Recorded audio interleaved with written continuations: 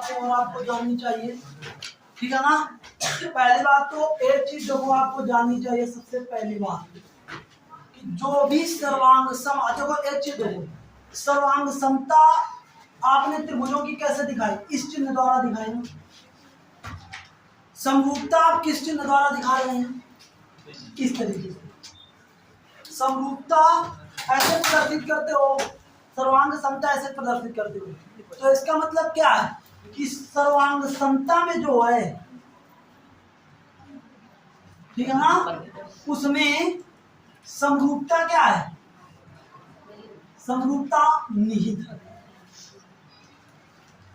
सर्वांग समता में क्या है, समरूपता हमारी निहित।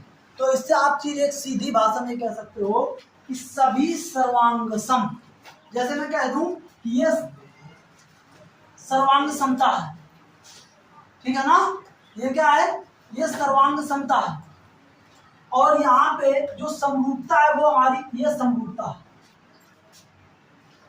ठीक है ना। तो यहाँ पे ये जो अंदर है वो सर्वांग समता है, और बाहर जो है वो समरूपता है, ठीक है ना। तो यहां से हम ये कहेंगे देखो सभी सर्वांग सम क्या है, समरूप होते, सभी सर्वांग सम क्या होते हैं, समरूप होते। लेकिन क्या आप ये कह सकते हो कि सभी समरूप सर्वांग सम होते, नहीं होते ना। तो इस चित्र से भी आप समझ सकते हैं कि सभी सर्वांग सम तो समरूप हो जाएंगे, लेकिन सभी समरूप सर्वांग सम नहीं होंगे। ये छोटी सी बात बताने के लिए रह गई थी, तो ये भी आप लोगों को जानते, ठीक है ना। बाकी अब जो भी आपकी पहली प्रश्नावली होगी उसकी हम चर्चा करेंगे। दिखाओ भाई किताब, दिखाओ क्या है। देखो सबसे पहले आपके विकल्पी प्रश्न आएंगे। तो सबसे पहला प्रश्न क्या है हमारा, सबसे पहला प्रश्न क्या है, तो देखो जैसी बात हमने आकृतियों के लिए बताई वही बात हमारी त्रिभुज के लिए भी लागू होगी। मतलब एक प्रकार के त्रिभुज हो चाहे चतुर्भुज हो, एक प्रकार के क्या होते हैं, बहुभुज। तो आकृतियों का रिलेशन हमारा मुख्य रूप से ये मानो कि बहुभुजों से। तो बहुभुजों को हमने समरूपता आपको बता दिया है। अब उसी प्रकार हमारे त्रिभुजों की बात भी होगी, ठीक है ना। अगर चतुर्भुज आ रहे हैं तो उसी प्रकार की चतुर्भुजों की बात होगी। आगे हम पढ़ेंगे कि त्रिभुज की चीजें थोड़ी सी अलग होंगी। त्रिभुज में कोई दो प्रॉपर्टी में कोई एक प्रॉपर्टी लागू हो जाएगी तो दूसरी प्रॉपर्टी अपने आप बन जाती है, ठीक है ना। ये हम जानेंगे अगली क्लास में। देखो सबसे पहले पहला विकल्प क्या है, समरूप त्रिभुजों की विशेषता होती है, समरूप त्रिभुजों की विशेषता होती है। तो नंबर एक, उनकी संगत भुजाएं समानुपाती होनी चाहिए, पहला ऑप्शन है। दूसरा है संगत कोण बराबर होने चाहिए, तीसरा ऑप्शन है उपरोक्त में से कोई नहीं, और चौथा तीसरा ऑप्शन है उपरोक्त में दोनों, चौथा ऑप्शन है इनमें से कोई नहीं। तो देखो हमने बताया था कोई भी बहुभुज हो उनमें दो कंडीशन होनी चाहिए, संगत भुजाएं समानुपातिक, संगत कोण बराबर।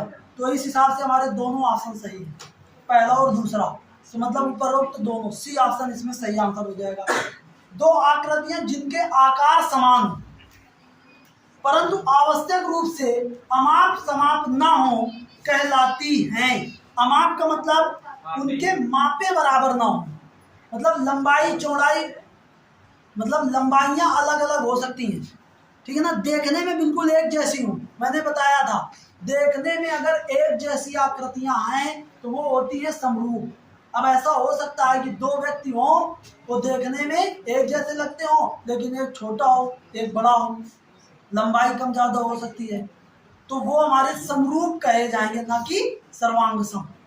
तो ये हमारा क्या हो जाएगा, समरूप। तो इसमें भी देखो सर्वांग सम आकृतियां ऑप्शन है, समान आकृतियां है, समरूप आकृतियां है, सममित आकृतियां हैं। तो समरूप आकृति है इसमें ऑप्शन नंबर सी सही होगा, ठीक है ना। अब देखो हमारा चित्र बना हुआ है, इसको हम समझते हैं। तीसरा सवाल, तीसरा सवाल है हमारा, इस प्रकार से चित्र बना हुआ है। यहाँ पे हमारा है, ये हमारा ए, ये हमारा बी, ये हमारा सी, ये हमारा ई, ये हमारा एफ। इस चित्र में त्रिभुज ए बी सी और AEF, ये दोनों क्या है? समरूप है। देखो बहुत कायदे से समझना है, सीधा सीधा रूप से कहा जा रहा है कि ABC समरूप है। कौन सा? ABC समरूप है AEF के। तो कहने का मतलब क्या है सीधा कि A जो है वो A के संगत है, B जो है वो E के संगत है और C जो है वो, तो ये हमारा संगत बिंदु हो गए। तो यहाँ पे जो कोण A होगा वो हमारा इस कोण A के बराबर होगा, ठीक। जो कोण B होगा वो कोण किसके बराबर होगा? E के बराबर होगा। जो कोण C होगा वो कोण किसके? F के बराबर है। बात समझ गया कि नहीं? तो यहाँ पे यही पूछा गया है कि कोण AEF किसके बराबर है? AEF किसके बराबर है? AEF किसके बराबर है? तो AEF किसके बराबर होगा? ABC के बराबर। तो जो ऑप्शन ABC हो वही सही कर दोगे। ABC ऑप्शन नंबर 20 का सही उत्तर हो जाएगा। बताओ कोई दिक्कत? अब आगे देखो, अब हमारा रिक्त स्थानों की पूर्ति करनी है। अति लघु उत्तरीय प्रश्न हमारे आ जाएंगे। तो कह रहा है यदि दो त्रिभुज समान कोणिक हैं, दो त्रिभुज क्या हैं? समान कोणिक हैं, ठीक है ना। तो देखो अगर त्रिभुज की बात होती है, केवल त्रिभुज की बात होती है, ये थोड़ा सा आगे की बात पूछ ली गई है, कोई दिक्कत नहीं है, उसको भी हम देख लेते हैं, ठीक है ना। अगर हमारे कोई दो त्रिभुज है, जैसे एक हमारा ये त्रिभुज है और दूसरा हमारा ये त्रिभुज है,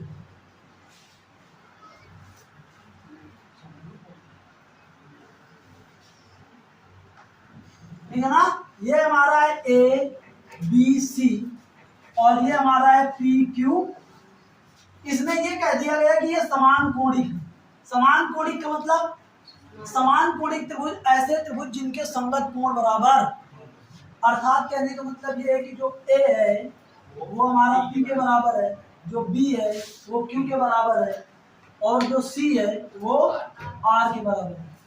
तो केवल त्रिभुजों की स्थिति में, ठीक है ना, केवल त्रिभुजों की स्थिति में क्या होता है?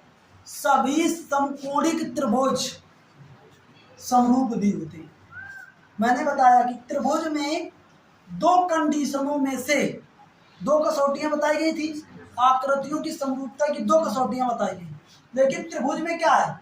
अगर दो में से कोई एक कसौटी मिल रही है तो दूसरी कसौटी ऑटोमेटिक हो जाती है, दूसरी कसौटी स्वतः उसमें फिट हो जाएगी कुल मिलाकर। बात समझ गया कि नहीं? तो अगर ये दोनों हमारे क्या हैं? समकोणिक हैं, तो ये हमारे समरूप भी हो जाएंगे। तो ये हमारे क्या हो जाएंगे? समरूप भी हो जाएंगे। इसकी चर्चा हम आगे करेंगे, ठीक है ना। लेकिन फिलहाल आपको ये पता होना चाहिए, ये बात आगे चल के थेल्स ने बताया था कि त्रिभुज, ठीक है ना, त्रिभुज बहुभुज की किन्हीं दो कसौटियों को, बहुभुज की इन दोनों कसौटियों में से किसी एक कसौटी को अगर पूरी करेगा तो दूसरी कसौटी स्वतः उसमें लागू हो जाएगी। ये थेल्स ने बताया था आगे, ठीक है ना। तो अब आपको ये मान के चलना है कि दो कसौटियों में से कोई एक कसौटी अगर त्रिभुज में बैठ रही है तो वो समरूप है। और चाहे त्रिभुज को समरूप कहो चाहे समकोणिक कहो, दोनों त्रिभुज के लिए समान है, केवल त्रिभुज के लिए, बाकी आप बहुभुजों के लिए नहीं, ठीक है ना। त्रिभुज के लिए केवल समकोणिक और समरूप को तुम एक कह सकते हो, अन्य बहुभुजों के लिए समरूप और समकोणिक अलग अलग, ठीक।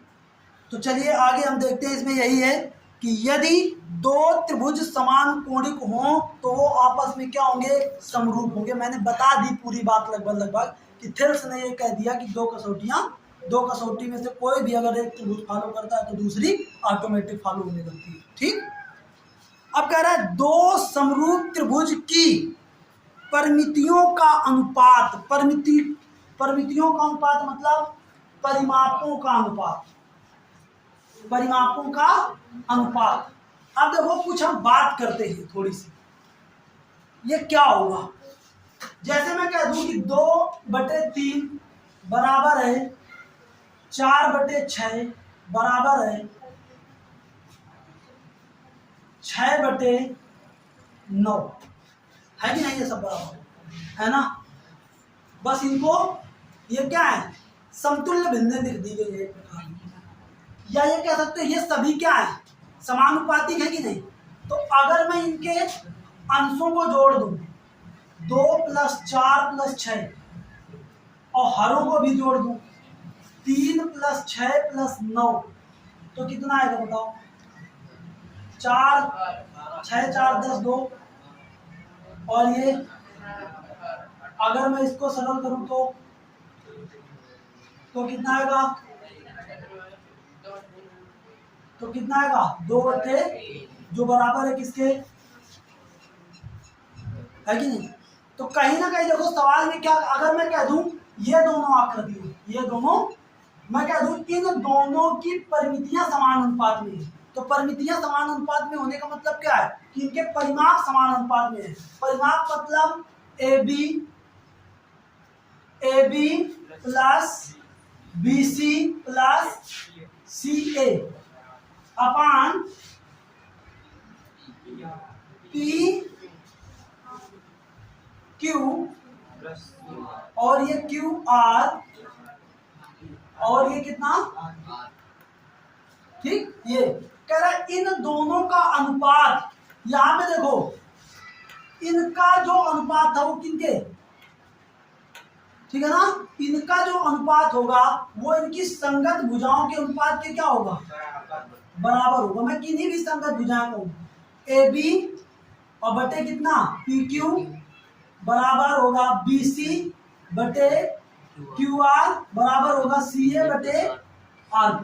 मतलब ये जो परिमापों का अनुपात होगा वो इनकी संगत भुजाओं के अनुपातों के बराबर होगा, ठीक है ना। चाहे ये लिखोगे, ये लिख सकते हो कि नहीं, अगर ये दोनों त्रिभुज समरूप हैं तो आप इससे ये लिख सकते हो कि नहीं, और क्या इसको ये नहीं लिख सकते हो, लिख सकते हो कि नहीं। तो यही हमारी बात है कि इसमें लिखा है दो समरूप त्रिभुजों की परिमितियों का अनुपात उनकी संगत भुजाओं के अनुपात के बराबर होता है, ठीक है ना, संगत भुजाओं के अनुपात के बराबर होता है, तो इसमें अनुपात भर देना, ठीक।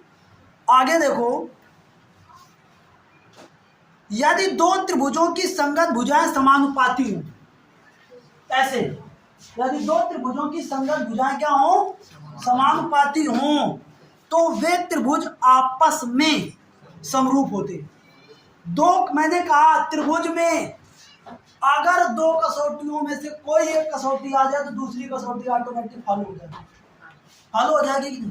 तो यहाँ पे हमारी उसमें क्या था, समान कोण दे दिए गए थे, यहाँ पे क्या है, भुजाओं का अनुपात समान दे दिया गया है। तो अगर भुजाओं का अनुपात समान हो जाएगा होगा तो कोणों का भी बराबर हो जाएगा, तो ये भी क्या हो जाएंगी, समरूप हो जाएंगी। चलिए इसके आगे हम चर्चा करेंगे, थोड़े बहुत सवाल बचे हैं, इसकी चर्चा हम नेक्स्ट क्लास में करते हैं, ठीक है ना।